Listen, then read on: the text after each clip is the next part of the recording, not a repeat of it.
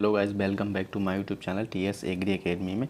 दोस्तों आज हम लोग बात करेंगे बीएससी एजी सेकंड सेमेस्टर को लेकर, जो हमारा एक कोर्स है प्रिंसिपल ऑफ ऑर्गेनिक फार्मिंग। तो इस पे के बारे में हम लोग देखेंगे कि प्रीवियस ईयर में हमारे किस प्रकार के क्वेश्चन आए थे या फिर किस प्रकार के क्वेश्चन पूछे गए थे, उसी को लेकर हम लोग डिस्कस करेंगे। तो गाइस, अगर आप लोग चैनल पर नए हो तो प्लीज़ चैनल को लाइक, शेयर और सब्सक्राइब करना बिल्कुल भी ना भूलना। दोस्तों इस पेपर में हम लोग अपने समय को बचत करते हुए भिन्न यानी कि क्वेश्चन और आंसर दो ही चीज़ें देखेंगे, कि हम सिर्फ ये देखेंगे कि पिछली और हमसे क्या क्वेश्चंस पूछे गए थे और उनका एक्यूरेट सही आंसर क्या था। तो दोस्तों जल्दी से जल्दी हम लोग ये क्वेश्चन पेपर हल करेंगे। तो गाइस, अगर आप लोग चैनल पर नए हो तो प्लीज़ चैनल को सब्सक्राइब जरूर करना। दोस्तों जैसे कि यहाँ पर सबसे पहला क्वेश्चन दिया गया, भिंडी किसकी कीट की आकर्षक फसल है। दोस्तों भिंडी किस कीट की आकर्षक फसल है? तो दोस्तों ये कपास के कीट की आकर्षक फसल है। तो क्वेश्चन नंबर ए का ऑप्शन नंबर ए राइट होगा। ठीक है, क्वेश्चन नंबर नेक्स्ट है कि IFAOAM की स्थापना किस वर्ष हुई। तो दोस्तों IFAOAM की स्थापना जो हुई थी वो 1972 में हुई थी। ऑप्शन नंबर हमारा बी राइट होगा। नेक्स्ट है, आप जैविक खेती में कार्बनिक उपकरणों का उपयोग कैसे करेंगे। तो दोस्तों कैसे करेंगे, एक पूरक घटक के रूप में किया जाएगा। तो ऑप्शन नंबर हमारा ए राइट होगा। नेक्स्ट है, डैश एक माइक्रोबियल कीटनाशक है। दोस्तों माइक्रोबियल कीटनाशक कौन सा है, वो है बैसिलस यूजी थ्यूरीजेनेसिस। तो ऑप्शन नंबर हमारा ए राइट होगा क्वेश्चन नंबर 4 का। इसका चलते हैं क्वेश्चन नंबर 5 में दिया गया है कि 5 में दिया है कि वर्मी कंपोस्ट में नाइट्रोजन, फास्फोरस तथा पोटास की मात्रा कितनी होती है। तो दोस्तों ये होती है, ऑप्शन नंबर डी राइट होगा, 1%, 2.5% तथा 3.5%, यानी कि एनपीके की मात्रा जो है ऑप्शन नंबर डी राइट होगा। इसके चलते क्वेश्चन नंबर 6 में दिया गया है, कौन सा देश जैविक खेती के अंतर्गत अधिकतम क्षेत्रफल में है, यानी सबसे अधिक क्षेत्रफल में किस देश में जो है जैविक खेती की जाती है। तो दोस्तों ये हमारा जो देश है वो है ऑस्ट्रेलिया। तो ऑप्शन नंबर हमारा सी राइट होगा क्वेश्चन नंबर 6 का। चलते हैं क्वेश्चन नंबर नेक्स्ट में दिया गया है 7 कि भारत का कौन सा राज्य पूर्ण रूप से जैविक खेती राज्य है। तो दोस्तों वो है हमारा आसाम हमारा पूर्ण रूप से जैविक खेती करता है। नेक्स्ट है कि इसमें से कौन सा रासायनों के प्रयोग करने से बनाया जाता है। दोस्तों रासायनों का प्रयोग करके कौन सी जो है हमारा ऑर्गेन है वो बनाया जाता है, वो हमारा कीटनाशक जो है वो रासायनों के उपयोग से बनाया जाता है। नेक्स्ट है, जैविक खाद की खेती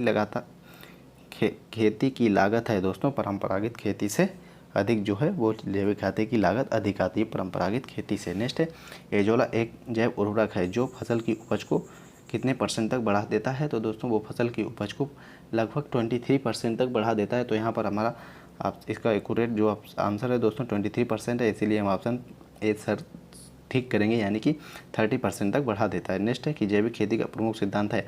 जैविक खेती का जो प्रमुख सिद्धांत है वो ये सभी ऑप्शन राइट हो गए। ऑप्शन नंबर हमारा डी राइट होगा, फसल चक्र, जैविक और मिश्रित सभी करेक्ट है। नेक्स्ट है क्वेश्चन नंबर 12 दिया है, खेत में हरी खाद की फसल को उगाना तथा उसको उसी खेत में हरी अवस्था में सबमिट करना कहलाता है। दोस्तों कौन क्या कहलाता है।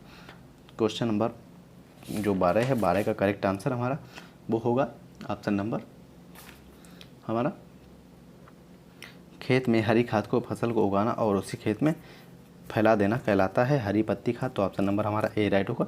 इसके चलते हैं क्वेश्चन नंबर 13 में, निम्नलिखित में से कौन से नाइट्रिफिकेशन का अवरोधक है। तो दोस्तों नाइट्रिफिकेशन का जो अवरोधक है ऑप्शन नंबर ए राइट होगा, यानी कि नीम की खली। इसके चलते हैं क्वेश्चन नंबर नेक्स्ट में, जैविक खेती का महत्व और लाभ क्या है। दोस्तों जैविक खेती का जो महत्व और लाभ है वो है क्वेश्चन नंबर 14 का करेक्ट आंसर वो है ऑल ऑफ दीज, यानी कि उपयोग सभी। इसके चलते क्वेश्चन नंबर नेक्स्ट में दिया गया है, कंपोस्ट बनाने की बंगलोर विधि किसने दी। कंपोस्ट बनाने की जो बंगलोर विधि है गाइस तो CN आचार्य ने दी। तो ऑप्शन नंबर हमारा सी राइट होगा। इसके चलते क्वेश्चन नंबर नेक्स्ट में दिया गया है कि 16 नंबर, खरपतवार नियंत्रण की यांत्रिक विधि कौन सी है।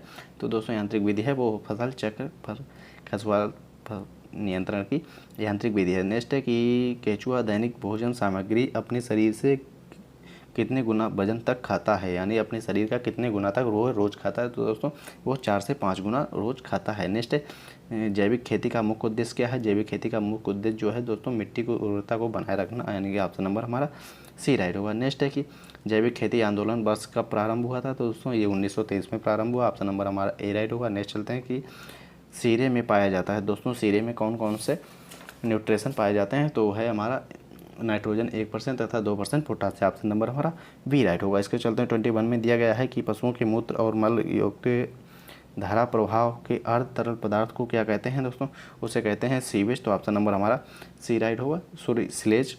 उसे कहते हैं सिलेज। ऑप्शन नंबर हमारा ए राइट होगा। 21 का नेक्स्ट है कि पोल्ट्री खाद में पाया जाता है। दोस्तों पोल्ट्री खाद में क्या क्या पाया जाता है? क्वेश्चन नंबर 22 का करेक्ट आंसर ऑप्शन नंबर हमारा डी राइट होगा, यानी कि 4.9% नाइट्रोजन, 4% फास्फोरस तथा 3% पोटास। तो ऑप्शन नंबर हमारा डी राइट होगा। 4.5, 4 तथा 3 पोल्ट्री खाद में पाया जाता है। नेक्स्ट है कि इनमें से एक हल्की कार्बनिक खाद कौन सी है? दोस्तों वो है मुर्गी वीट खाद जो है हल्की कार्बनिक खाद है। नेक्स्ट 24 दिया गया है साइनोबैक्टीरिया कहलाते हैं। दोस्तों बैक्टीरिया कहलाते हैं, कौन से कहलाते हैं? वो ब्लू ग्रीन एल्गी को साइनोबैक्टीरिया भी कहा जाता है। तो ऑप्शन नंबर हमारा ए राइट होगा 24 का। नेक्स्ट 25 दिया है कि माइक्रोराजा का प्रयोग किस फसल में किया जाता है? माइक्रोराजा का उपयोग दोस्तों किन फसलों में किया जाता है? दोस्तों सभी फसलों में माइक्रोराजा का उपयोग किया जाता है। तो ऑप्शन नंबर हमारा ए राइट होगा। नेक्स्ट दिया है कि इनमें से फास्फोरस गोलक जीवाणु कौन है? फास्फोरस गोलक जीवाणु कौन सा है दोस्तों? क्वेश्चन नंबर 26 है। 26 का correct answer option number D right होगा। दोनों बा और सा, यानी कि बी बा और सा दोनों हो, स्यूडोमोनास तथा बैसिलस जो है ये दोनों हैं। तो ऑप्शन नंबर हमारा डी राइट होगा। चलते हैं क्वेश्चन नंबर 27 में दिया गया है वर्मी कंपोस्ट बनाने के लिए उपयुक्त केचुए का वर्ग है। दोस्तों किस वर्ग के केचुए का उपयोग वर्मी कंपोस्ट के लिए किया जाता है? दोस्तों यह है एपीजेइक। ऑप्शन नंबर हमारा सी राइट होगा। नेक्स्ट है अनाज, तिलहन एवं सब्जियों की फसल के लिए वर्मी कंपोस्ट की आनुवांशिक मात्रा कितनी होनी चाहिए? वो है 1.5 से 2.5 टन।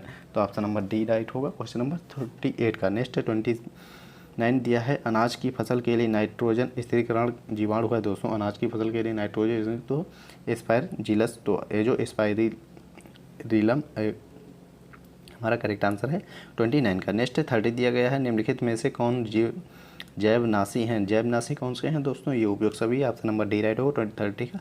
गाइस से अगर आप लोग क्लास में पहली बार हो तो प्लीज़ चैनल को सब्सक्राइब जरूर करना। नेक्स्ट है कि खेती की अधिकतम प्रणाली जिसमें खेती की लागतों को रसायनों की पूर्ण बहिष्कार किया जाता है उसे कहते हैं दोस्तों, उसे कहते हैं जैविक खेती, अकार्बनिक खेती और जैव खेती। तो correct answer option number D right होगा। ये सभी इसी के नाम हैं जिसमें रासायनों का उपयोग नहीं किया जाएगा।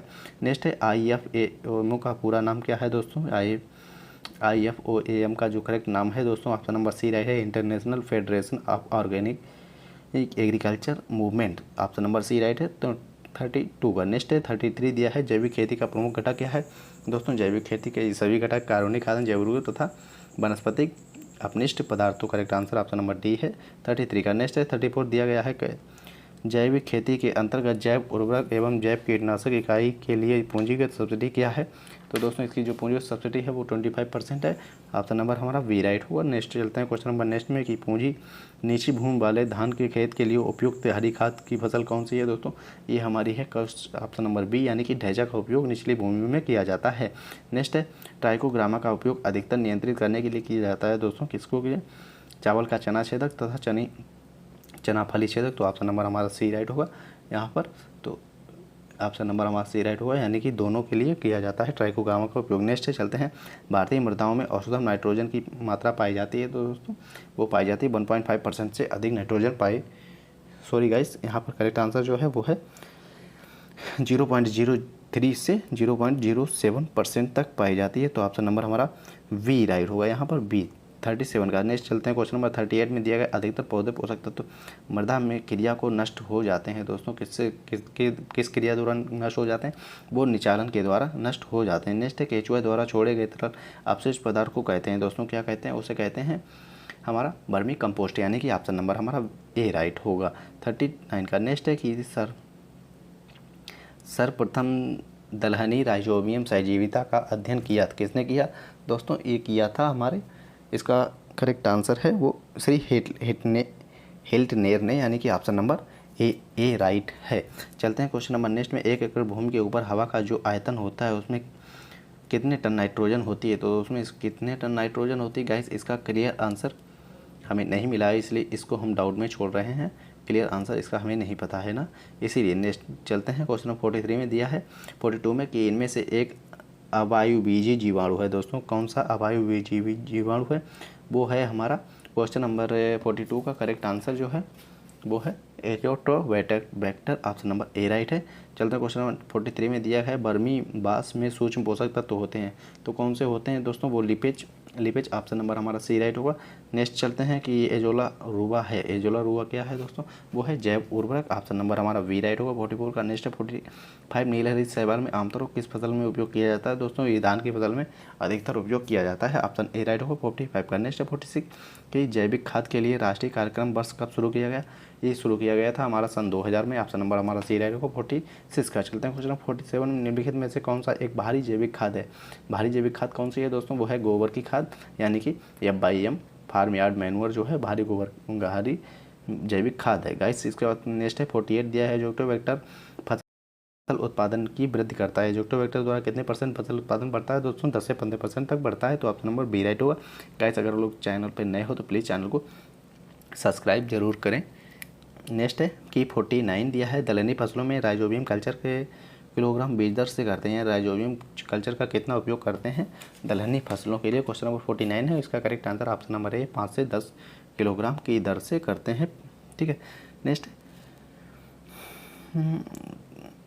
मतलब 5 से 10 ग्राम प्रति किलोग्राम बीज पे करते हैं राइजोबियम कल्चर का उपयोग। नेक्स्ट है अपशिष्ट पदार्थ से बने हुए सड़े कार्बनिक पदार्थ के ढेर को कहते हैं दोस्तों, क्या कहते हैं, उसे कहते हैं कंपोस्ट।